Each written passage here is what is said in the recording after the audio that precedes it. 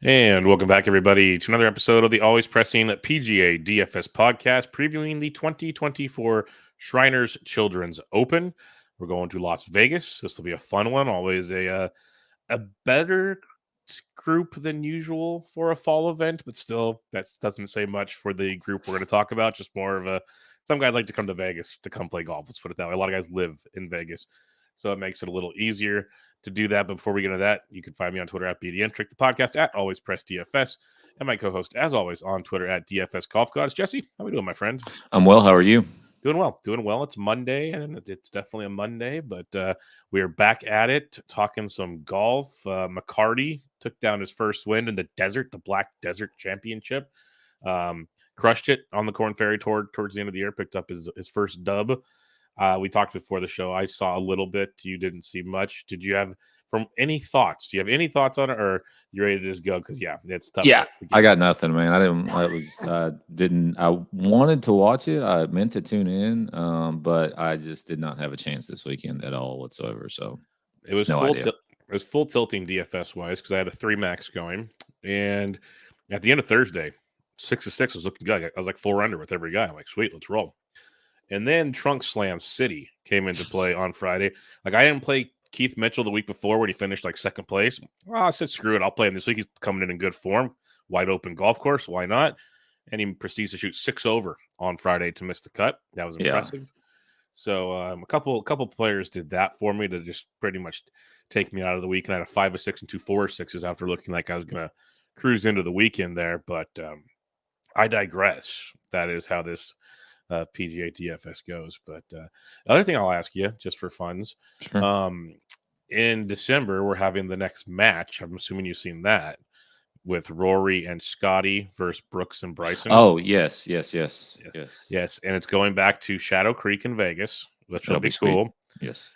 And the thing I found very, very interesting in this thing, it's not a PGA Tour event, and Scotty and Rory made sure to make that very clear in different press conferences to say this isn't a live or a PGA thing, this is a golf thing. And that I thought was very interesting to show that the money's, coming from whatever sponsors come in, and that the PGA Tour basically has no say in this, is what I found very interesting. I think we need to have more stuff like that. I agree. Be looking forward to that. Shadow Creek's a cool golf course that, if they could play at Black Desert, let's go play a tournament at Shadow Creek. Right. That sounds really cool. 100%.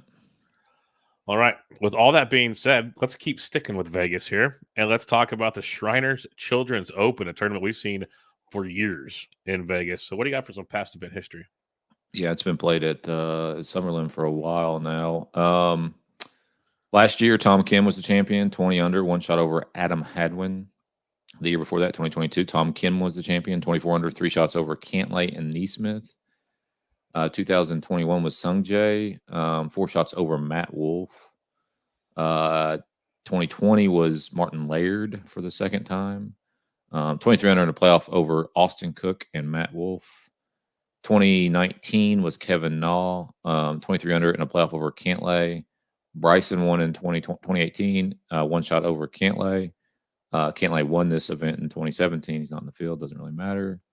That's pretty much all that matters. Yeah, there used to be a slew of the same guys. Like Cantlay would dominate this track. We've seen a couple guys, and we've got Tom Kim back-to-back years. I remember last year the discourse was there's no way that Tom Kim could do it twice in a row, and Tom Kim proceeded to do it twice in a row because this is a birdie fest, folks. And if you're one of the better players in the field, yes, it does allow other golfers to stick with you. It also allows you, if you're on your A game, to lap the field. Ask Scotty Scheffler this season. So that does take place, and Tom Kim is definitely the cream of the crop in this field. You have to bear with me. I'm dealing with a cold right now, so I'll do my best here. But Jesse mentioned TPC Summerlin. It's a par 71, 7,250 yards. It's a excuse me, sir. It's a desert golf course that is very, very gettable. Birdie fest. And I need a sip of water. Sorry. Wow. All right. Jesse, what kind of key stats are you looking for? I'll get that. I got you, man. I got you.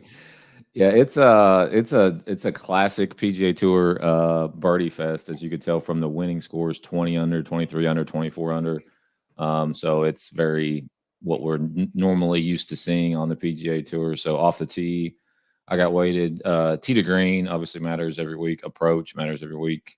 I do have around the green weighted this week as well. Par 5 scoring, I believe, matters. And then obviously I obviously weight birdie or better more so than bogey avoidance, but plenty of course history to weight in there too if you have the capabilities to do that. Are you back a little bit? I think so. I think so. It's going to be in and out today. That definitely sounds better. That was a rough one there for a second, but we'll be in and out today. It's all good. But yeah, low score. It's a high altitude, so you're going to get to take advantage of that. There's going to be water out there, but for the most part, pretty wide fairways. You got Bermuda greens. These guys should be able to take advantage of things. There are a lot of bunkers, so I like the around the green call, as you mentioned. There's water on 4 holes, so it's not super crazy, like I said.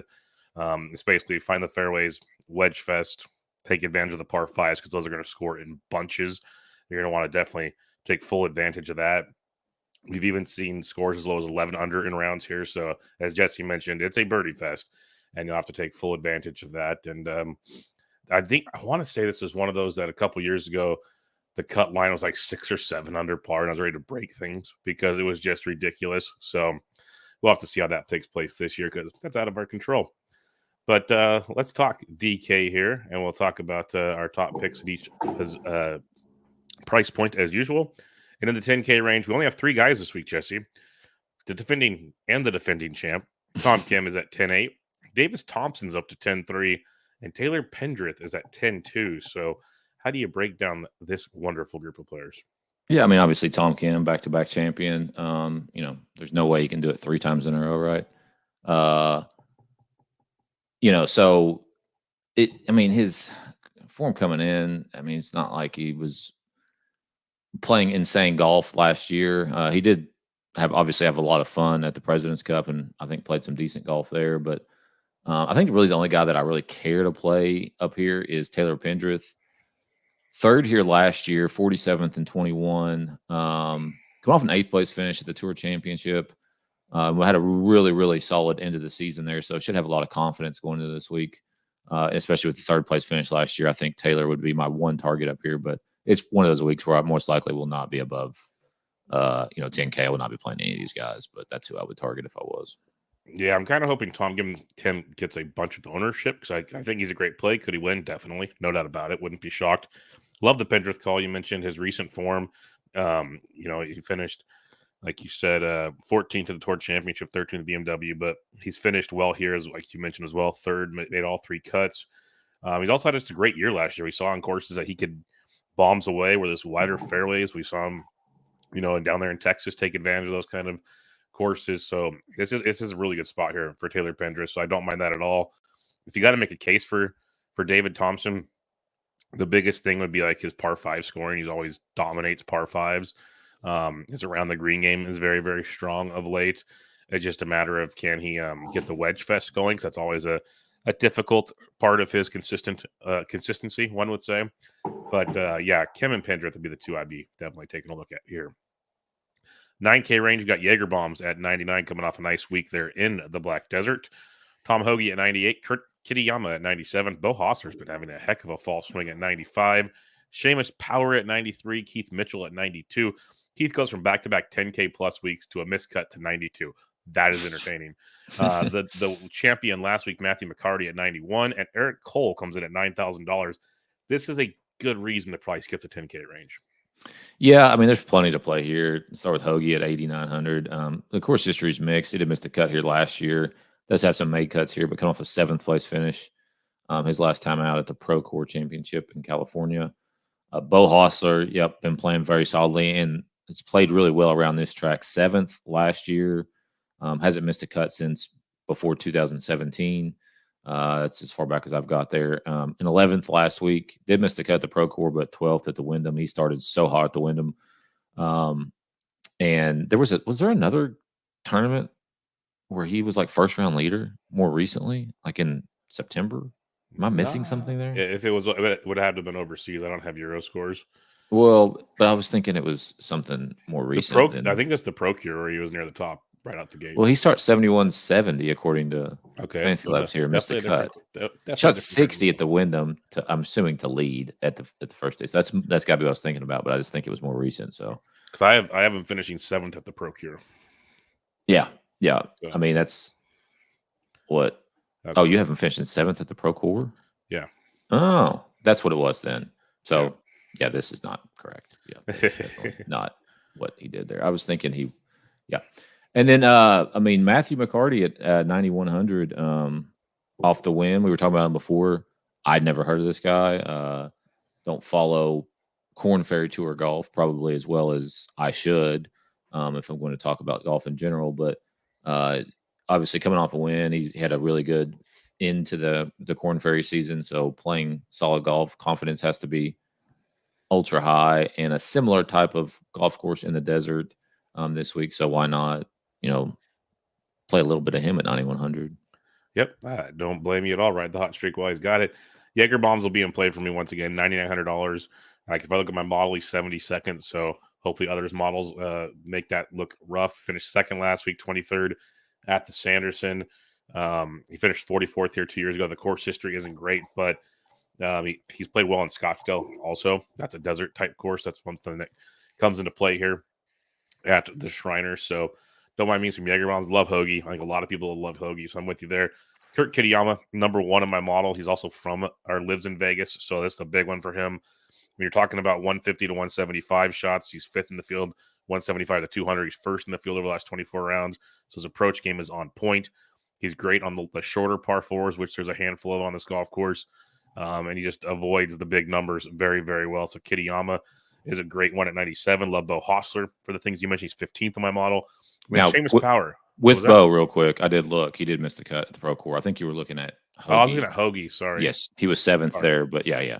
My bad.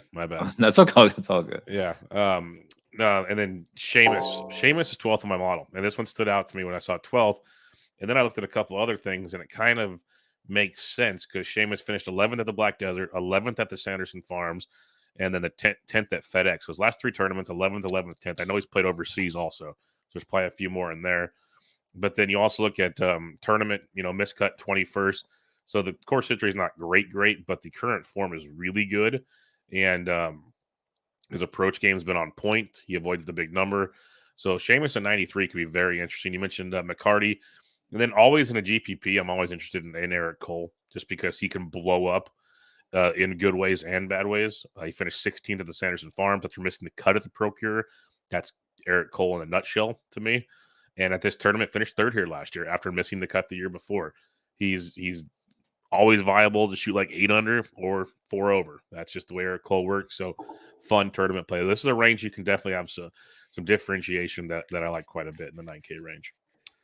8K, you got Hadwin, Cam Davis, Matt McNeely, Harry Hall, Ben Griffin, JT Poston, Jonathan Vegas. No association to the tournament. What do you like in this range? I had one 8,900, finished 2nd here last year, which is obviously nice to see. Coming off of 41st, the BMW, 50th, St. Jude. So, I mean, his end of season wasn't great, but he's got a pretty good track record around here, including a 6th place finish in 21, 4th in 2019. So, plenty of top 10s. Harry Hall at 8,400, 2 out of 2 made cuts here. At least that I have. I for some reason, 22 is not listed here, so I'm not exactly sure what happened in 2022, but 2023 finished 26th. 2008 he finished 8th. It's come off 35th last week. Been playing also over in Europe, where he's got 2 consecutive top 20s on the European Tour. So playing solid golf, and that's it for me in the 8K range. Yep. So a very short range this week, is it not? Weirdly enough, when I started saying it, I didn't say the prices because usually it's long, and then I'm like, wait a minute, that's not. Yeah, I didn't understand how you got to Vegas so quick until I re-looked at it and was like, wait, there's drop off. Quite the drop off. Love Hadwin as well. Kind of playing some funky golf, as you mentioned, like not the consistent, just make cut, might contend, might not contend guy. He hasn't played in this fall swing, which maybe is a good thing, but finished the season kind of okay. Wasn't like tearing the cover off the ball by any means. But you mentioned the course history here is amazing. When you have 4 top 10s in your last 5 events teeing it up here, that's pretty good at that price point. That'll probably lead to Adam had one chalk as well. So just be prepared for that. This is another kind of, like I mentioned, how Eric Cole can kind of thrive in this. I like Cam Davis even more in an event like this at $8,800. It's a dude that he can rip it with his driver. It's also a shorter course, so the volatility in the driver we've talked about many times on this show goes to the 3-wood, can dominate in that regard, and it just brings Cam Davis into a whole different level of play. So that makes him interesting to me. He hasn't played in the fall swing either, but finished 5th at the BMW the last time he teed it up, and was playing much better towards the end of the season for Cam Davis. Finished 7th here last year, has made 4 straight cuts at this event. So I find Cammy Davis pretty interesting. Harry Hall, everything you mentioned, I'm a big fan of that. Ben Griffin's up to $8,200, and I think rightfully so. 11th last week, 37th at the Sanderson, but also a guy that's miscut, but 60th. So the course history is not great, but he had a really strong, like, overall 2024 season. Technically, this is the fall swing of 24, but the regular season, Ben Griffin played really well. So $8,200, I'd be good with him. And then JT Poston, if you like course history, Poston's got some pretty good course history if that's your bag. Current form, it's up and down, but that's JT Poston in a nutshell as well. All right, bigger range here. 75 to 79, you got Harry English, JJ Spawn, Matthias Schmidt, who had a good week last week, Kevin Yu, EVR, Andrew Putnam, Chan Kim, Ryan Fox, Eckroat, Thorbenson, who withdrew last week, Fowler, and Svensson, 75 to $7,900. Jesse, who do you like here? Yeah, Harris English. The course history is not great. He did finish 4th here in 2016, but coming off a 6th place finish last week, I also liked him. I think the week before he played at the Sanderson, I want to say, and for some reason they don't have the Sanderson loaded here. So I can let you know if you need something for Harris Sanderson. Yeah, he played there. Didn't he? Missed the cut. Perfect. Yeah, great. So really want to mention that. Anyways, like Harris this week. Matty Schmidt at 7,800, 26th here last year, coming off a 5th place finish last week. He's been playing really solid golf. Hasn't missed a cut since the Scottish Open back in mid-June or July. Putnam at 7,700. Did miss a cut here last year, but has a couple top 20s in previous appearances. In his last time out, the Pro Tour, he finished 44th. Chan Kim at 76. Has never played here, but coming in, the model likes him, and he has made at least 3 cuts in a row. Again, I don't have the Sanderson for whatever reason loaded on here, but yeah, that's it for me in the above 7,500 range there. Yeah, Chan Kim was 33rd at the Sanderson. So, and Chan Kim came out guns blazing to start the Black Desert and just kind of faded, but still made it for the weekend, obviously. So he's an interesting one as well. That's one I don't mind. The tough one for me is JJ Spawn. He's 3rd in my model. He's $7,900. Like, he's 1st in approach in the last 24 rounds. 2nd in double, but if you avoid the big numbers, which you have to do here. He's like 20 to 30 in almost every other stat, which is very, very consistently good. But then you look at Spawn, 25th last week, withdrawal 26th. Okay, for $7,900, that's not bad. He withdrew the week he was $1 million, so that was fun. And then you just look at his recent form here, though: 46th, 15th, 35. So 33 straight made cuts. Makes JJ Spawn kind of interesting at $7,900. So kind of into that. Love Schmidt at 78. The form coming in is outstanding, like you mentioned. EVR at 77, kind of interesting. Only 4 water holes, which is a plus for EVR. 43rd last week after starting out really good. That's the downside. He showed really good form, just couldn't put it together for 4 rounds. 23rd here last year. So EVR could be one of those tournament play guys, not an automatic. I'd rather have Putnam at 77 for all the things you mentioned. That course history is big here. And then the other guy I'll mention is Adam Svensson at $7,500, 27th in my model. He's 6th around the green, like you mentioned. You like that around the green earlier. Par 4s, 4 to 450. He's 10th. The approach shots, he's very, very strong in this field. 25th at the Black Desert, miscut at Sanderson. 13th at the Pro Cure. So 2 out of 3 top 25s in the last 3 events. Then 18th here last year. So Svensson's a guy I can put my money behind as well. All right, $7K to $7,400. I am not reading that list. So what do you like here, Jesse? Start with Cooch at 7,300. He didn't play here last year, and I'm not sure what he did in 22, but had missed a cut before that and had a couple top 10s, and is coming off 3 straight top 15s. Patton Kazire at 7,300 has a win recently, obviously at the Pro Tour, and has played here a bunch. Missed a cut twice. since 2016. So, and has one top 5 sprinkled in there. Doug Gim at 7,300, missed the cut here last year, but it's been playing solid golf. 25th last week. He had a lot of greens out there and was really good around the green. And the par 5 scoring was pretty decent too last week. Webb Simpson, I don't know why, but the course history, a lot of made cuts for Webb out here. 46 last year, 21 he was miscut, but before that it was 13th, 7th, 15th, 20th, 31st.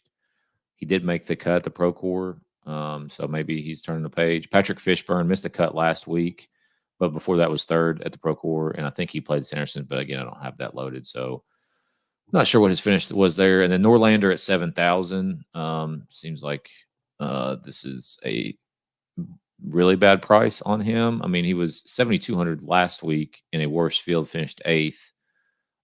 He was 6,800 at the Pro Core, 60 and finished 61st. So, I mean, he's played here enough. He's made at least three cuts in a row, or at least he's made 3 cuts since 2020. And again, I don't know what happened in 22, but I like Hendrick Norlander quite a bit at 7,000.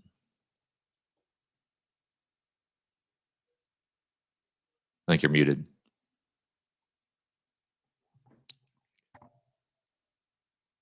I think you're muted. Trying to save the listeners from me coughing, but there you go. I would say Norlander finished 28th at the Sanderson, so you got that going for you as well.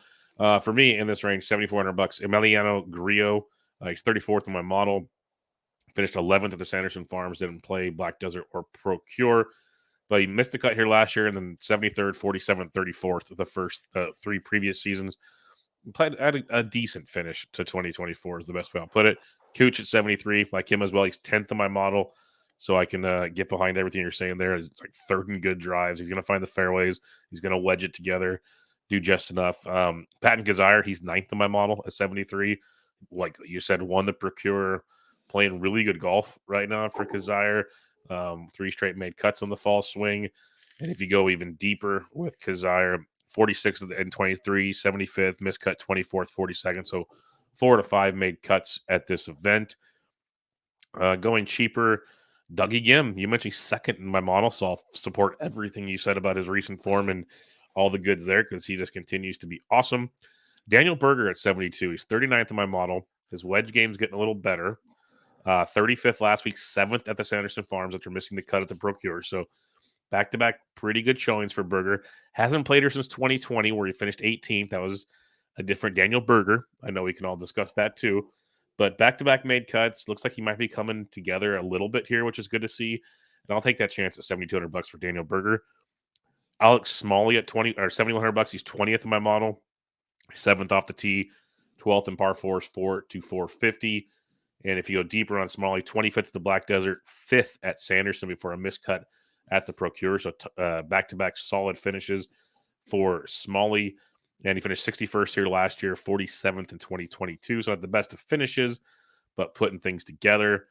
And then Nick Taylor, I don't hate. Mark Hubbard is always a great GPP play, especially if you look at course history here with Hubs.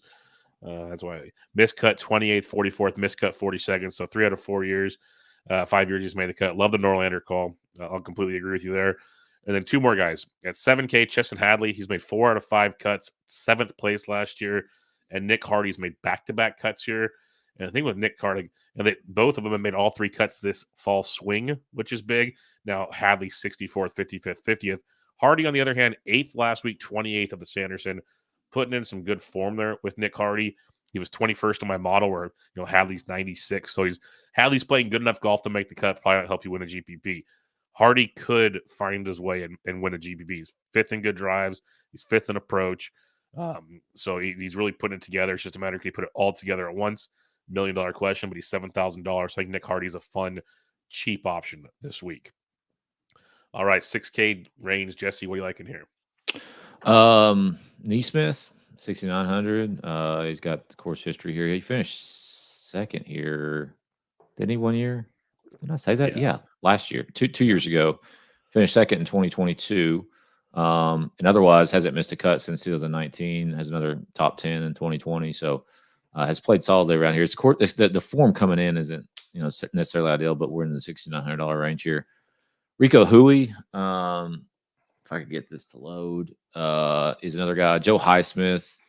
I'm just going to kind of list some guys off here without going too in depth.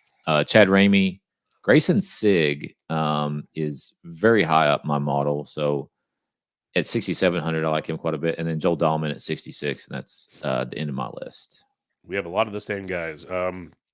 KH Lee, always a perplexing one, 76th on my model, but I'll always look into him at a TPC course. He finds ways to navigate some of these. Like he can run real hot here. He's made 2 straight cuts in the fall swing. And at this golf course, there's Neesmith. There's KH Lee. He's made 3 straight cuts, including a 7th last year, 37th, and a 14th. So 3 really strong finishes for KH Lee. So I like him quite a bit at $6,900. You mentioned Highsmith at 69. Like him quite a bit, coming in really good form. Neesmith, same things you mentioned. Chad Ramey, $6,800 is another guy. 21st at the Black Desert. Withdrew from Sanderson, 58th at the Procure. So after the withdrawal, came back and played pretty well. Again, he's made 3 straight cuts here, a 46th, a 28th, and a 14th. So not bad for your tournament plays. We get that 28th or the 14th in there. Adam Schenk, form in, not great. Course history, pretty good.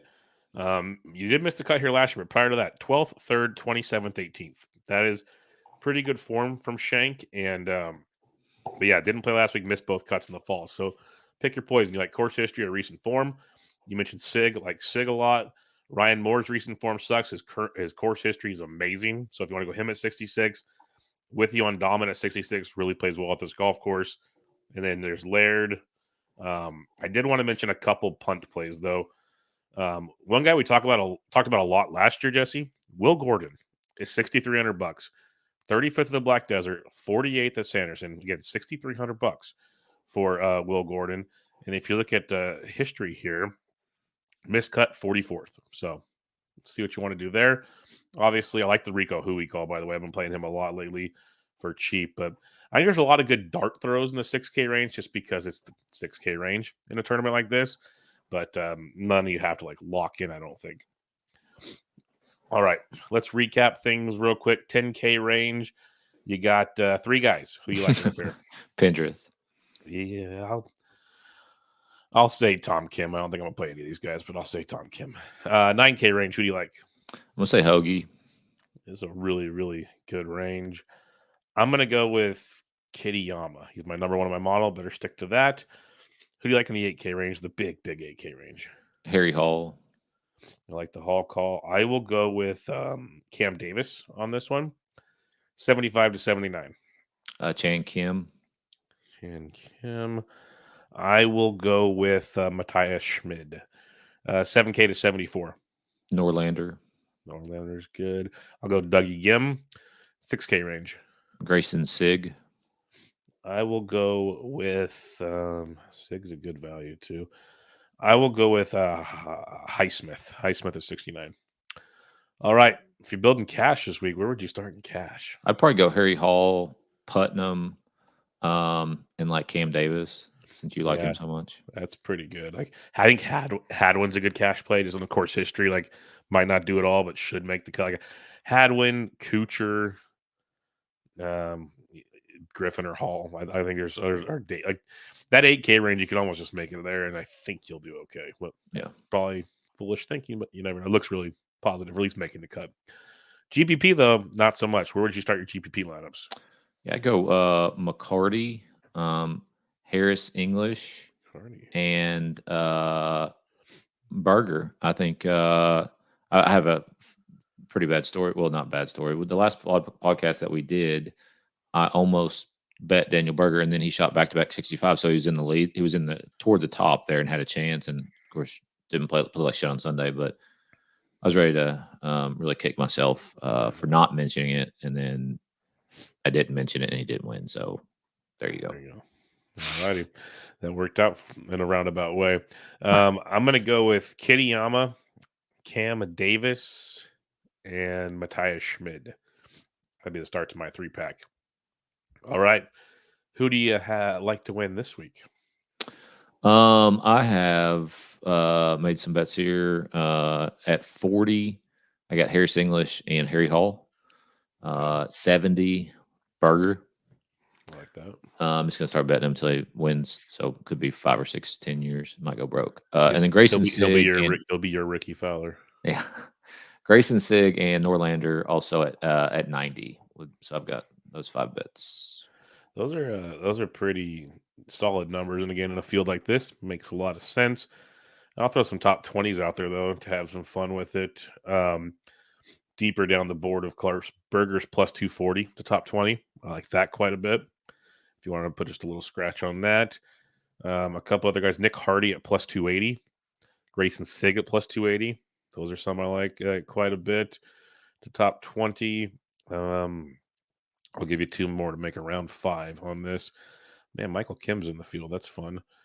I don't know. Adam Schenk at plus 400. If you like course history but not recent form, that's your $1 million question right there. But we'll go with a super long shot. Give me Will Gordon at plus 600. See where that goes. But I like those first 3 for sure. Those first 3 at plus 280 to 240 to 280. I think those are pretty solid. All right, Jesse, we're going to wrap it up there. Any final thoughts before we have another event next week at the Zozo, which I'll have to check. Is it back in Vegas or where did that keeps moving around so much? It is in China, in Japan. Oh, they moved it back. Okay. Cool. Yeah, not China, but it's in Chiba, Japan. So at first and said China, but it's not China. It was back there last year, I think. I think last year was the first year back, now I think about it. Yep. Yeah, for a couple of years, they had to keep it stateside for obvious reasons. Right. Yep. Zozo is over there. Sweet. So I think there's it's next week, right? Yep, that'll be a Wednesday night tea time. Block. Yeah, I'm with you. Okay. So, yep. There you go. All right. We'll be back with you guys next week, barring scheduling situations, to preview the Zozo. Usually that's a no-cut event, our favorites. So we'll have fun with that as well. But if you have any questions, Jesse's on Twitter at DFS Golf Gods, the podcast at Always Press DFS. I'm Matt Beatty-Intric. Thanks for struggling through my cough fit at the beginning. But this was your 2024 Shriners Children's Open preview. Catch y'all later.